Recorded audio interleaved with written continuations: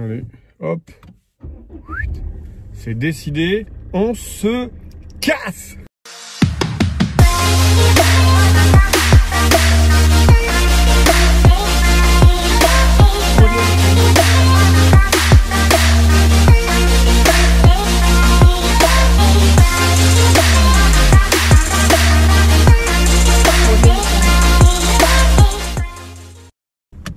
Ça va faire du bien. Ça reprendre du bon temps, je pense, de temps en temps, et pas faire que travailler. Voilà. Et c'est le but de cette vidéo.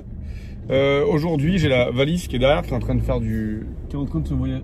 À savoir prendre du plaisir, s'autoriser à prendre du plaisir, ne pas être esclave de ce qu'on est en train de mettre en place. Je me rappelle une fois, j'avais eu un déclic, un truc de malade. J'avais créé ma société. C'était la deuxième dans le transport. Et je gagnais très correctement ma vie. Et un jour, j'ai un mec qui vient me voir et qui me dit: mais Laurent, si t'es plus dans ta société, est-ce que ta société elle tourne encore? Je m'étais posé cette question et je comprenais pas le sens. Et il me dit: parce que si ta société elle ne tourne plus, si tu n'es pas là, c'est qu'en fait t'es employé de toi-même. T'as pas créé un concept qui marche tout seul, t'as pas créé une entreprise, t'as pas créé un actif. Et tu peux pas multiplier ce que tu es en train de faire, parce que si tu n'es plus dans ta société, alors ta société elle ne fonctionne plus. Les gens ont besoin de toi. Et en fait, je m'étais rendu compte que comme je gagnais extrêmement bien ma vie, mais que j'étais obligé d'aller travailler, j'avais juste construit une prison dorée. C'est-à-dire un endroit où pour que ça fonctionne, je devais y être.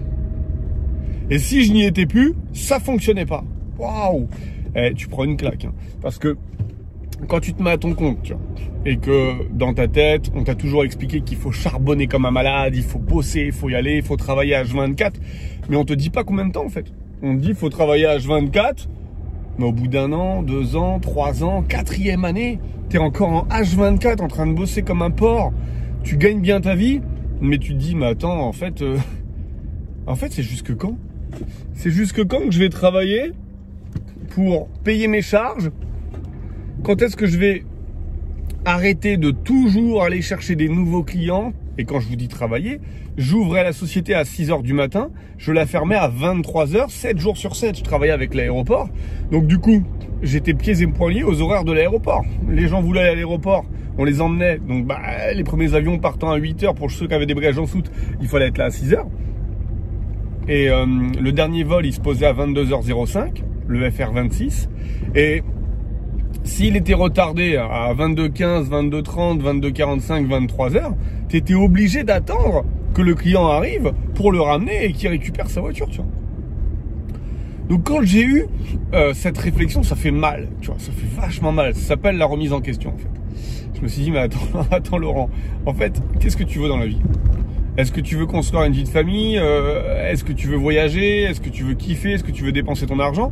Ou est-ce que toute ta vie, tu vas développer un business pour avoir de l'argent et remplir des comptes? C'est quoi parce que c'est vrai que le fait d'avoir de l'argent, c'est un petit côté confort quand même. Parce que forcément, tu te réveilles, tu regardes tes comptes, tu te dis: bon, j'ai un peu de sous.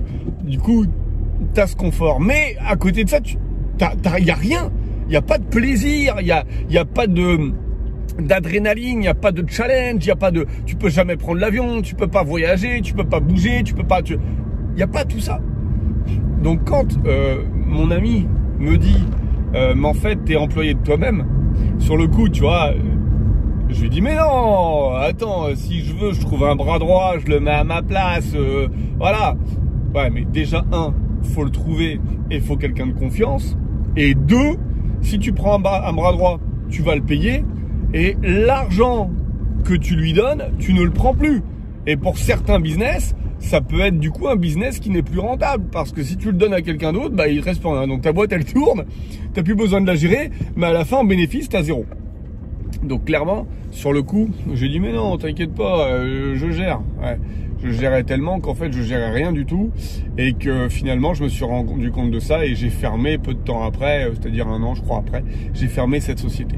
Je l'ai fermée parce que à l'époque, c'était il y a 5 ans, je me mettais je venais de rencontrer Women Invest, c'était vraiment le démarrage. Et il y avait cette question aussi qui se posait dans la vie de couple de dire qu'est-ce que je fais? Est-ce que je demande à la nana que je viens de rencontrer de faire un effort et de rien construire et au final la voir partir sûrement un jour avec quelqu'un d'autre? Parce que quand vous avez à donner à quelqu'un que votre temps de 23h à 6h du matin, je veux dire, à un moment donné, vous construisez rien. Il y a des questions que vous devez vous poser. Ces questions qui sont la remise en question, qui est compliquée. Hein.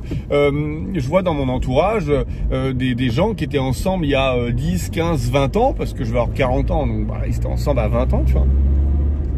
Et ils avaient les mêmes centres d'intérêt à l'époque, exactement les mêmes. C'est-à-dire que voilà, ils pensaient enfants, ils pensaient carrière, ils pensaient argent, ils avaient la même chose. Et parce qu'il y en a un qui a rencontré d'autres personnes à travers le boulot, à travers les réseaux sociaux, à travers le sport, à travers la culture, ils se sont mis à penser différemment. Ils ont évoqué toutes leurs interrogations avec leurs conjoints et leurs partenaires, tu vois. Mais en face, ça réagissait pas du tout de la même manière. C'est-à-dire qu'en face, c'était « mais non, tu penses par exemple à l'investissement immobilier, c'est de la merde. Moi, j'ai un copain, il a loué son appartement locataire, il a tout défoncé, il a... Ok ?» Ou alors, chérie, ça serait bien qu'on apprenne une langue étrangère, j'adorerais voyager, oh, mais c'est de la merde, ça sert à quoi de partir à un endroit ? Puisque tu vas revenir, tu vas juste dépenser de l'argent, ce que tu verras là-bas, tu vas le voir ici, ça sert à rien. On part déjà une fois à l'année, au mois d'août, pendant 15 jours, tu vas pas me faire chier à prendre l'avion. Donc ça crée de la frustration. Ça crée de la frustration, ça monte, ça monte, ça monte. Et puis, à un moment donné, bah vous vous dites, en fait, c'est pas de cette vie-là que je veux, quoi. Et ça fait 10 ans, 15 ans, 20 ans que je suis avec cette personne.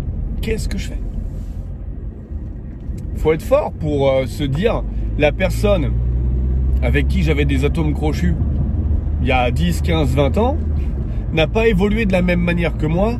Et aujourd'hui, je suis plus en accord avec ce qu'elle... C'est-à-dire que si je la rencontrais aujourd'hui, la personne, il n'y aurait pas d'alchimie. Ça ne matche pas. C'est pas possible. Parce que on est trop en désaccord sur des points qui sont pourtant essentiels.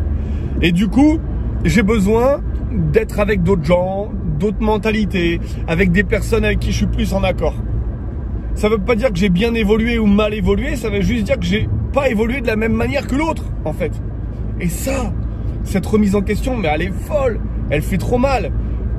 Il faut l'accepter parce que c'est en soi, c'est plus fort, c'est dur, c'est vraiment compliqué. Moi, je sais que j'ai lâché mon entreprise. J'ai connu en plus des moments où j'avais beaucoup d'argent, plus du tout d'argent, de l'argent, plus d'argent, le yo-yo. C'était une émotion, c'était voilà l'ascenseur émotionnel comme on l'appelle, où ça va pas, ça va pas. Et ça à l'intérieur de soi, c'est compliqué parce que finalement on tend tous à sentir cet apaisement qui peut être au fond de nous, tu vois, ce sentiment où je suis bien quoi, voilà, tranquille, voilà. Je demande pas à être mieux que les autres, mais j'ai juste envie d'être en accord avec moi-même, de bien me sentir. Tu vois, pas se mentir. Peut-être que ça vous arrive, moi ça m'est déjà arrivé de me mentir à moi-même, de dire ouais c'est bon là je suis bien, là je suis bien. Et en fait j'étais pas bien, mais de peur de chambouler le schéma que j'avais mis en place jusque maintenant. Parce que ce schéma, on met des mois, des années, voire des décennies à le mettre en place. Donc de peur de tout chambouler et de perdre ce confort, quelquefois on se dit qu'on va bien, mais en fait on va pas bien. On va pas bien. Alors comment on peut savoir qu'on n'est pas bien? Comment on peut savoir que c'est mieux ailleurs? Comment on peut savoir? Je pense que c'est le temps qui nous explique tout ça. Moi c'est vrai que je me pose beaucoup de questions et je prends la critique comme quelque chose de constructif. C'est-à-dire que je me dis, voilà, Laurent, allez, on va brainstormer, je suis dans ma voiture, tu vois, comme là je te parle, et je me dis, ok, aujourd'hui, qu'est-ce qui va par rapport à il y a 5 ans? Ah, là, j'ai évolué. Mon parc immobilier locatif, il est mieux géré, mais il y a encore des améliorations à y porter. D'accord, donc tu vas mettre un focus là-dessus. Vie privée. Bah là, vie privée, pas mal, parce que ça se passe super bien avec les enfants, super bien avec ma femme, mais avec ma femme, on n'est pas encore mariés, il y a peut-être des choses à officialiser. Ok, on va mettre un focus là-dessus. Parce que ça va permettre une protection, ça va permettre de souder le couple encore, ça va permettre, voilà, des choses qui sont importantes à mettre en place. Au niveau de la santé, où est-ce que t'en es? Ah là, bilan sanguin, ça fait longtemps que j'ai pas fait. En ce moment, je mange pas bien. Est-ce que je fais du sport, etc. Et je me pose toujours des questions comme ça. Ça rentre en moi, j'étudie le truc, ça ressort. Et j'essaye d'en tirer des conséquences et de mettre en place des choses. Voilà, de mettre en place des choses.